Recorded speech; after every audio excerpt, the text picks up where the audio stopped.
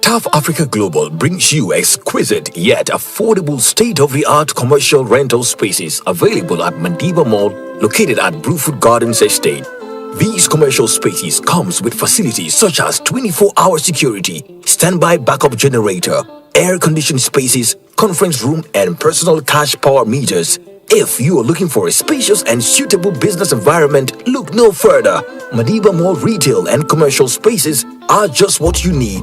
Call us today and reserve a space. For more information, please call 733-3363 or 594-1053, or you can send an email to info@toughafricaglobal.com.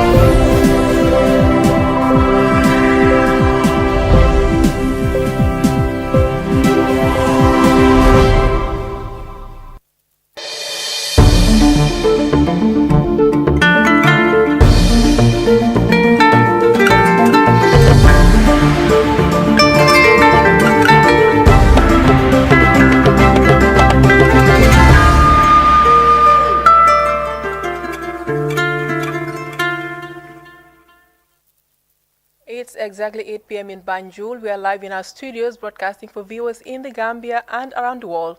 In our top stories this hour, presidential campaign enters day 2 with political hopefuls out to canvass for votes from the electorate. Vice President Dr. Aissatou Touré renews government commitment for more strategic climate action for the effective implementation of the revised NDC. Israel Deputy Ambassador meets top officials of the University of the Gambia and makes donation of valuable materials. Around the world, UN says at least 16 staff and their dependents have been detained in Ethiopia. Elsewhere, Poland tightens its border with Belarus amid migrant standoff. Well, these and many more stories are coming ahead in this news. My name is Uminjai, and do stay tuned for the details.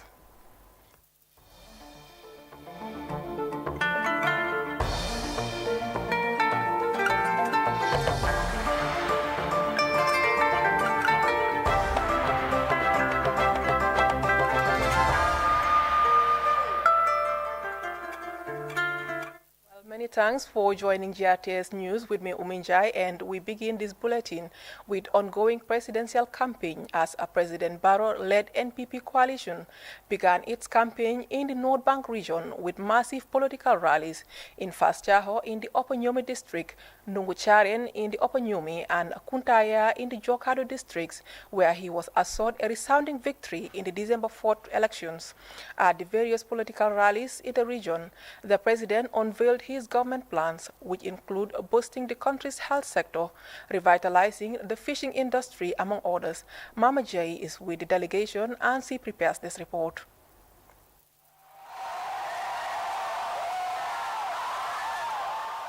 The whistle has been blown and the race has begun.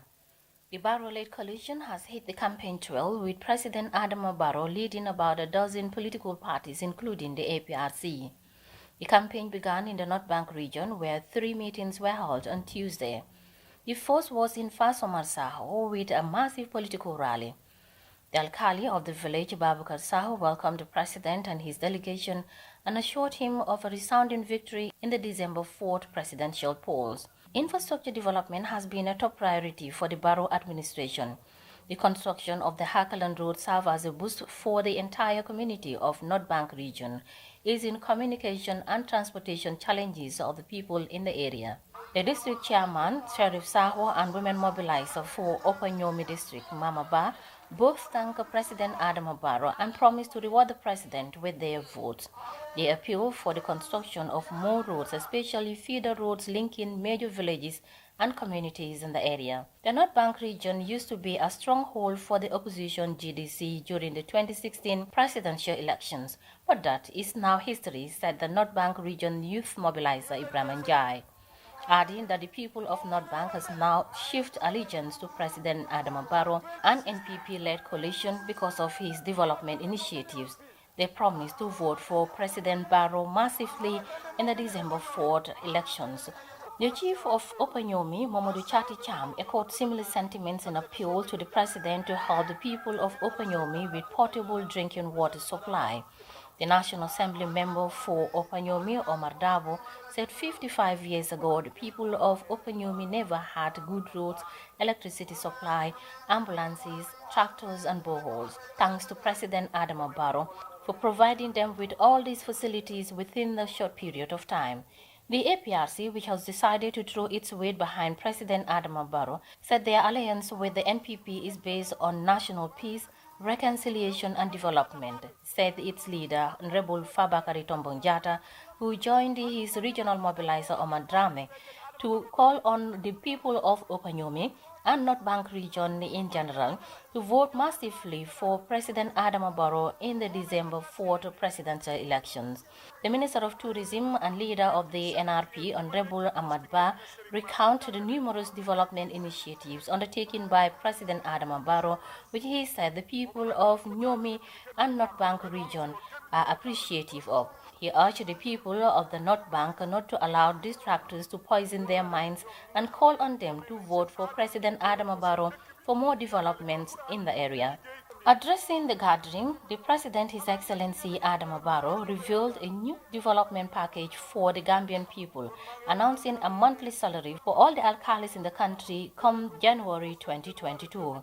He also revealed a health insurance scheme for the Gambian people in industry to encourage young people from a walkway journey to Europe.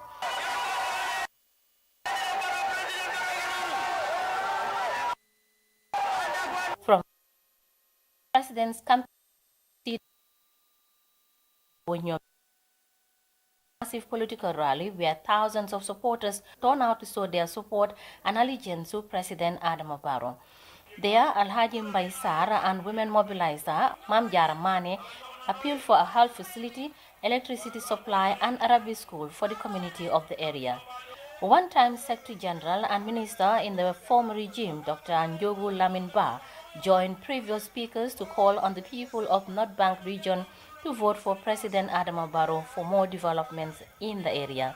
Chairman Ahmad Sar of Opanyomi appealed for good roads network, especially the main road leading to the village of Ndungucharen. Other speakers included independent candidate Tamsir Jaze, who called on the people of North Bank region to vote for President Adama Barrow in the December 4th presidential polls. In Ndungucharen, like Fas Omar Saho, President Adama Barrow continued to make public his new development initiative for the Gambia come January 2022 as he continued his development plans for the Gambia. Another impressive political rally in Kuntaya in the Yokari district wrapped up the day for the Barrow-led coalition campaign for day one. The issues have been the same for almost all the communities in the North Bank region, with poor road networks, provision of potable water supply and health facilities as a challenge for the people. But despite these challenges, the people said they have seen President Adama Barrow's development projects across the country and are hopeful that their problems will be addressed if the president is elected on December 4th, said Keba Jallo of the PPP. President Adama Barrow promised more development projects in the North Bank region and Jokadi in particular, and pledged to give $1 million to the Monogel Health Facility by next week. Mama J, GRTS. Meanwhile, the Secretary General and leader of the United Democratic Party, ANM Usainu Dabo, on Tuesday paid a courtesy call on elders and Islamic scholars in the West Coast region. The visit was meant to seek for prayers and their blessings for a peaceful election in the country. Babu Cham is with the Tor Party and he files in this report. Accompanied by a few of his executive members, the United Democratic Party leader Usainu Dabo on Tuesday paid a courtesy call on Islamic scholars and elders in Daslame Sengajo, Kembuye, Brikama Misra and Willingara, as well as Faratobo Yankunda. The short visit was made to solicit for their blessings, prayers and support as the 2021 presidential campaign kicks off.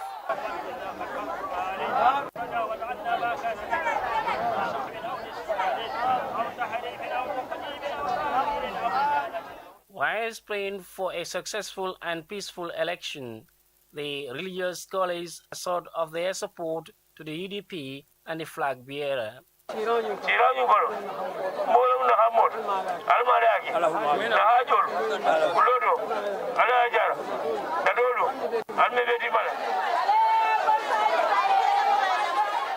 Babu Cham, GRTS. On election campaign, People Democratic Organization for Independence and Socialism (PDOIS) on Wednesday continued their campaign in the suburbs of the Kanifing municipality. The presidential candidate for PDOIS, Honorable Halifa Saleh, and entourage held sport meetings in Bundung 6 Junction, Bundung Bohol, Dipakunda Chuptown, Backwater Bantaba, and a grand rally this evening at London Konda, Masangalau. Details of that report will air in a subsequent newscast. And Esam Baifal, with his turnaround campaign slogan, has announced an ambitious development program for the country if elected president. Mr. Fall was speaking today during a press conference at his residence in Kersering. He promised to improve healthcare, agriculture, education, and tackle corruption.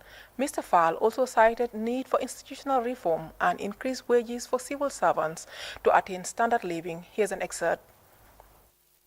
Our presidency, if we are fortunate to be elected, shall nurture a nation with the following core development characteristics. 1. People with diligent and patriotic attitude as citizens and workers. Now, this is a very important point. I emphasize the issue of patriotism.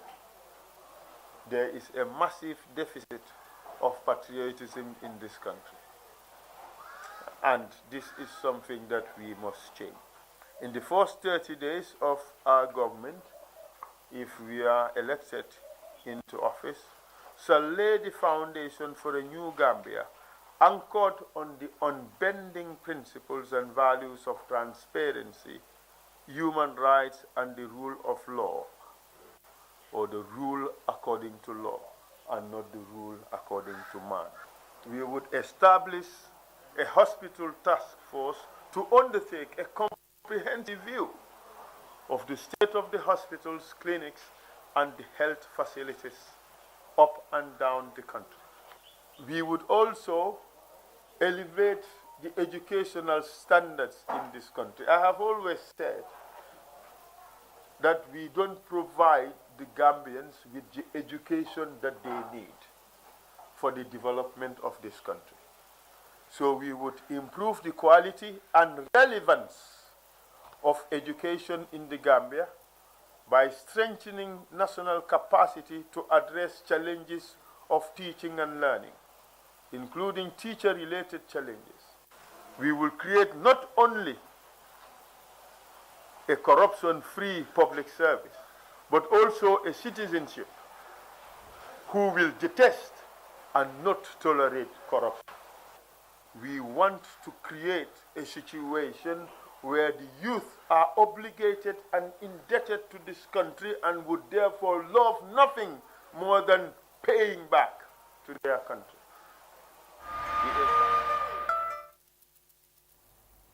And moving on to COP26, a climate change conference in Glasgow, Scotland, where world leaders, politicians, and climate change activists are meeting to discuss solutions to world climate challenge.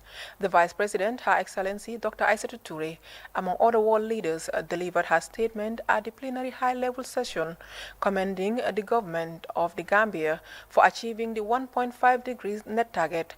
The Vice President also renewed commitment for more strategic climate action for the effective implementation of the revised NDC. GRTS's by Ibrahim Cham is attending the summit in Glasgow, Scotland, and files in this report. Global leaders and change makers at the COP26 Glasgow summit. The Vice President, Her Excellency Dr. Aissatou Touré, renewed the Gambia's commitment to climate action, stating that the government of the Gambia is progressively implementing its climate change policy, aimed at building resilience of communities to adapt to climate change. As developing nations, I believe that we are doing more than our fair share in combating global warming. The Gambia, even though a small developing country in sub-Saharan Africa, do recognize the severity of climate change and never became hesitant to ratify the Paris Agreement and submitted her first and second NDCs. The Gambia's updated NDC is recognized by Climate Action Tracker as a fundamental commitment to reducing global temperature rise to 1.5 degrees centigrade above business as usual by 2050. The Vice President put great emphasis on the need for rich nations to support, especially the least developed countries, considering the low emissions that they emit. Instead, bear the brunt of the effects of climate change. My country firmly believes that other governments, particularly the world's rich and developed countries, should do more and honor their past pledges to meet the unquestionable and the dire need of the world's poorest and most climate vulnerable people, especially those with the least resilience, are put at the greatest risk from an ever-changing and unpredictable climate. Another highlight at the plenary was a special statement delivered by the 44th President of the United States, Barack Obama, who spoke on the need for the youth folk to be at the forefront of climate action, considering the magnitude of the harsh effects if no progress is made in attaining the 1.5 degrees goal. Keeping the rise in global temperatures to 1.5 degrees Celsius will not be easy. It is going to be hard. Existing political institutions move slowly, even when leaders are well-intentioned. International cooperation has always been difficult. It's made more difficult by all the misinformation and propaganda that can flood out through social media these days. Organized by the UK government, the Gambia's renowned climate activist Fatou Dieng spoke at the UK high-level panel with Speaker of the United States Congress Nancy Pelosi and the Scottish First Minister Nicola Sturgeon on Gender Day at the COP26. Describing the risk indigenous women face due to climate effects, emotional Fatou Dieng echoed the need for climate justice and for women to be at the forefront of the fight. Gambia is a country where over 70% of the population engage in agricultural activities to support themselves and their families.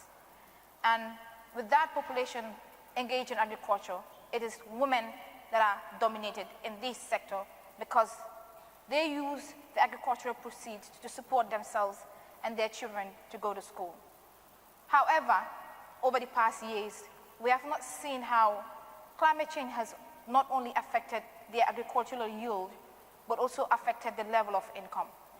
I am a daughter of a farmer, as I've mentioned, and my mom sells vegetables.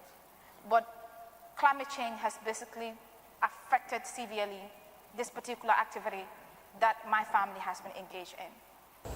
With a level playing ground for discussions and policy amendments, the UK government and the UNFCCC are amplifying the voice of the indigenous people as well as the most vulnerable by pushing for more climate commitments from governments. Reporting for GRTS News in Glasgow, UK, I'm by Ibrahim Cham. Now, the Deputy Ambassador of Israel, His Excellency Walid Gadban, on Wednesday visited the University of the Gambia, UTG, and had a roundtable with its officials, which centered on the irrigation equipment and reserve tank donated to the university before delivering lectures to the students. Aissatou Jata Gassama reports.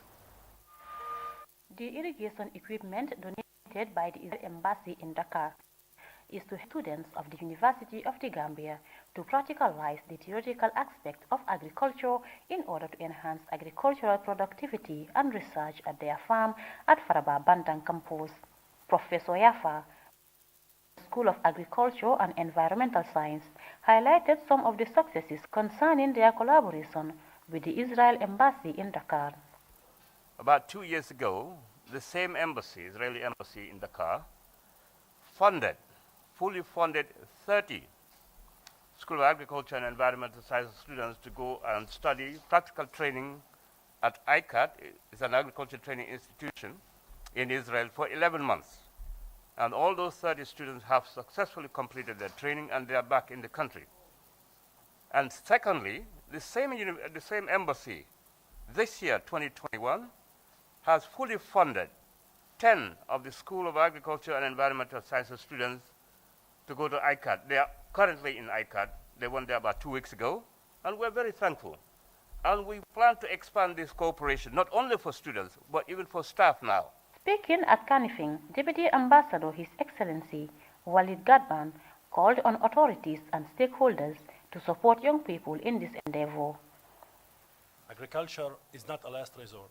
It's a choice that we make, that they should make, to implement it in their society, in their economy, in their community.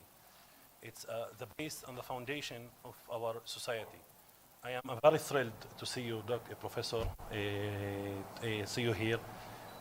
Vast and big sector of agriculture is based on women. And women do, as I see, and as I visited few farms in the Gambia, they are doing a good job that we men should have been done better. I want, again, to make sure that the students get the curiosity to invest in agriculture. As further stated by the Israel diplomat, they are determined and will continue supporting any other actors in the agricultural sector in the Gambia. But it depends, no matter how much we can give and how much we provide, if the person is lacking the self-motivation, that will not happen. No matter what, we can donate tractors, we can donate irrigation system, we can irrigate the best on the most advanced technologies. But if you lack the motivation and lack the drive to succeed in this agriculture field and make it a business, make your community better, that means, okay, maybe you have chosen the wrong major.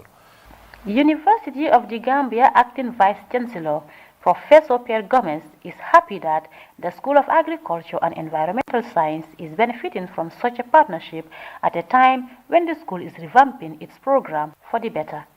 Agriculture is not literature, so there's need for the practicals. Then 2, the research, 3, the research component. Then 4 is the agro-business. This is the revolution in the School of Agriculture that is taking place, and the dean and his colleagues have started working towards that, and hopefully by next year the entire process will complete and they will now roll it out. To UTG officials, the irrigation equipment came at the right time and will help boost the capacity of students in their quest for agricultural education and other developments. For the news, I am Aissatou Jata Gassama. Now to this press release from the Gambia Armed Forces, and it reads, the Gambia Armed Forces, GAF, wishes to inform the general public that it will conduct a selection process for possible recruitment of qualified Gambians into the GAF. Prospective candidates fulfilling the stipulated requirements as could be read below would be recruited into the GAF as soldiers and officer cadets respectively. Consequently, potential soldiers' ratings applying must tender at least a grade 9 Gabekes result with at least 2 credits and 3 passes, whilst a bachelor's degree is required for consideration for the potential officer cadet slots. Please kindly note that special consideration for prospective female candidates with special professional skills set will be observed. These skills may be but not necessarily limited to the following areas: diploma in information technology, AAT level 2, diploma in communication or related fields, diploma in engineering or related fields, nursing, midwifery, any recognized technical skills in mechanics, and so forth. Candidates shall be subjected to rigorous vetting process, and successful applicants would be subjected to a basic fitness test. The recruitment board's date of activities for vetting selections at various locations will be communicated through GAF's Facebook platform, on Gambia Armed Forces, and via local community radios. Candidates who have successfully passed through the selection process would be able to read their names published at the notice boards of the various selection centers. Subsequently, basic military training at the GAF training school for a prescribed period will be initiated. In this regard, prospective candidates must meet the following additional conditions. All potential applicants must be Gambian by birth. Candidates must be between the ages of 18 and 25 years. Candidates for officer cadets must submit at least a bachelor's degree in any recognized field of studies.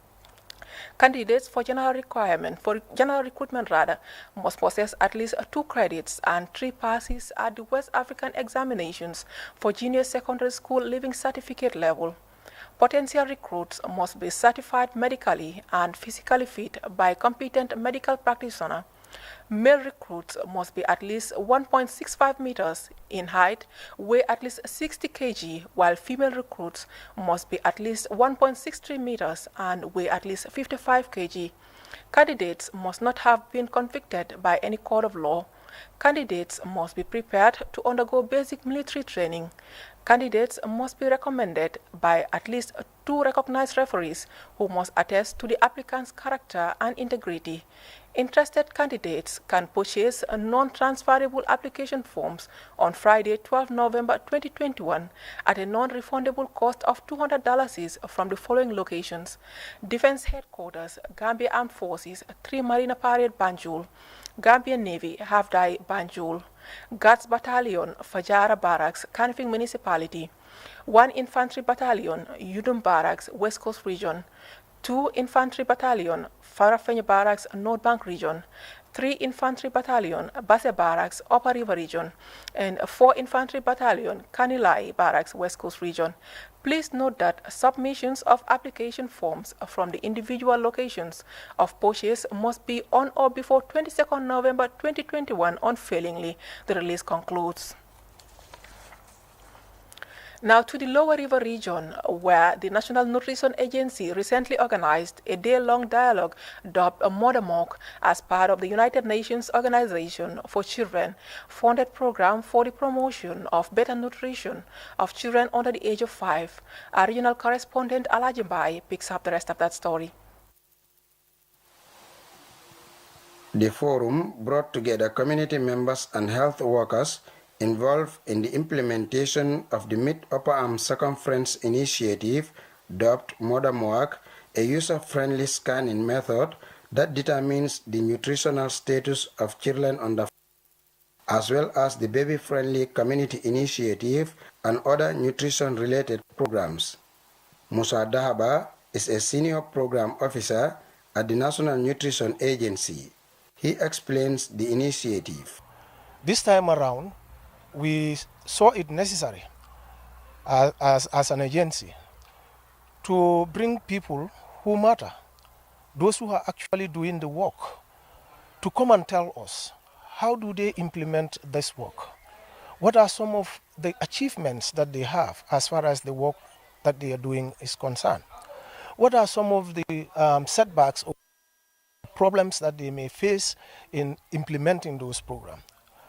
What are the strategies that they put in place to ensure that to combat or problems? The Mother Initiative, according to Momodu Gai of the Regional Health Directorate in SAU, will help to address malnutrition. It will greatly help us in trying to address malnutrition in the country and in the different regions of the country. In fact, there are some women who will go compound to compound to assess children because they have find some difficulties in mobilizing people at the Bantaba or somewhere in a community to assess their children.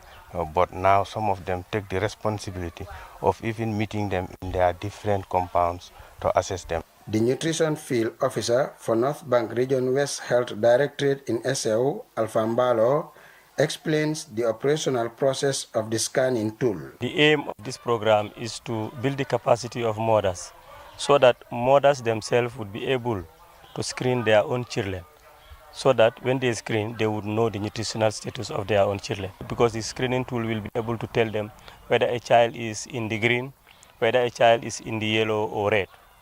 So if a child is in the green, that simply means that this child is well nourished.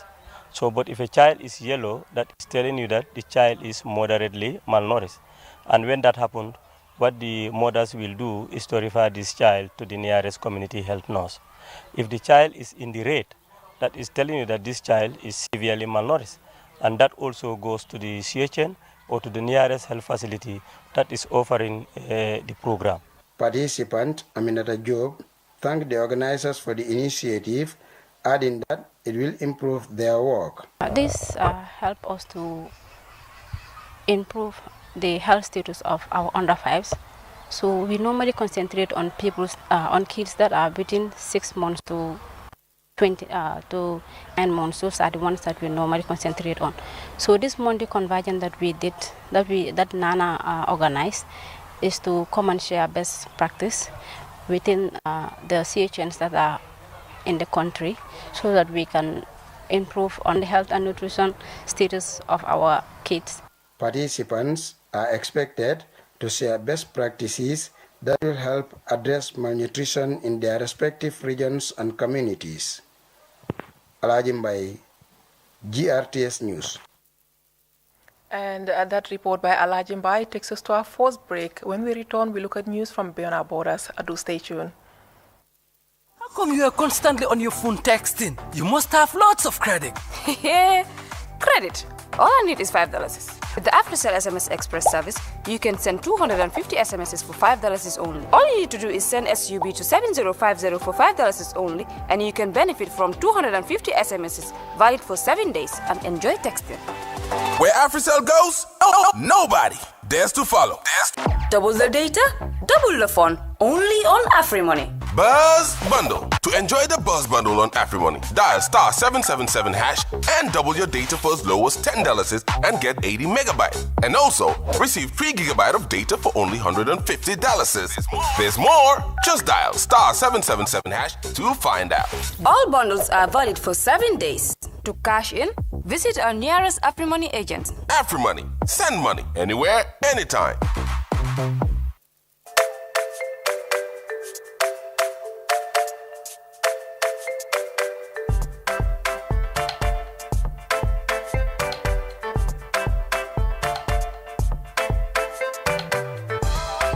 With such exceptional prices, it's impossible to miss the Butty Days.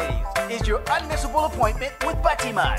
From October 31st to November 14th, take advantage of exceptional discounts up to 60% off on several product families. The best price ratio for tiles, sanitary, tools, and electrical. It's all at Buttiman.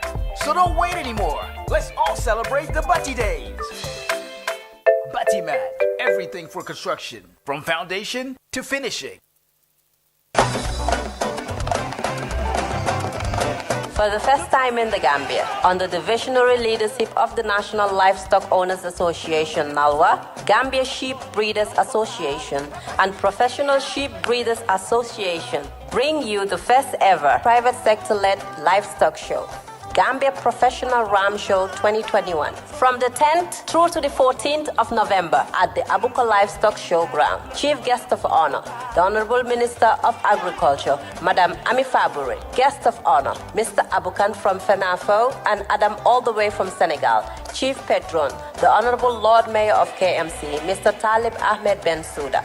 Entrance fee is face mask and sanitized hands. This event is sponsored by Uniglobal Animal Feed and the Small Ruminants Production Enhancement Project. Welcome back, and we now look at news from beyond our borders, starting in Ethiopia, where several UN staff members and their dependents remained in detention. According to the UN, 16 are currently being detained, while others have been released. They are all Ethiopian nationals. The government has imposed a 6-month state of emergency as rebels threaten to advance on the capital. The conflict first began in the northern Tigray region as government forces fought the TPLF. The UN has condemned the detention of its staff members and called for their release. Let's take a listen. As far as I know, no explanation given to us by why these staff members are detained. There are 16 remaining in detention, and 6 have been released. So that's the breakdown. They come from various UN agencies. They're all national staff. It is imperative that they be released. It seems that we've also had the occasion of some staff members to visit some of the staff members in detention. Now, thousands of desperate migrants are trapped in freezing weather on the borders between Poland and Belarus. The presence of troops from both sides is raising fears of confrontations. The migrants are likely from countries in the Middle East and Africa and include many children. Take a listen. Yeah.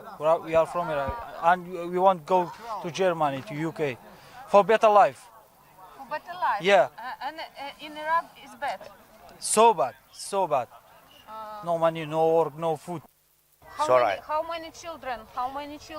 Well, more than 500 children, easily, more than 500. I don't know exactly how many, but too much. So many of them, all families. You know, they got kids. Every family, they got 2-3 kids. So that's why we worry about the kids more than ourselves. We worry about if we run out the food and the water, and that will be a big problem. The kids will suffer too much.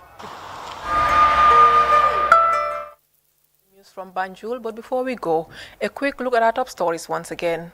Presidential campaign enters day 2 with political hopefuls out to canvass for votes from the electorate. Vice President Dr. Aissatou Touré has renewed government's commitment for more strategic climate action for the effective implementation of the revised NDC. And Israel Deputy Ambassador has met top officials of the University of the Gambia and made donation of valuable materials. Around the world, UN says at least 16 staff and their dependents have been detained in Ethiopia.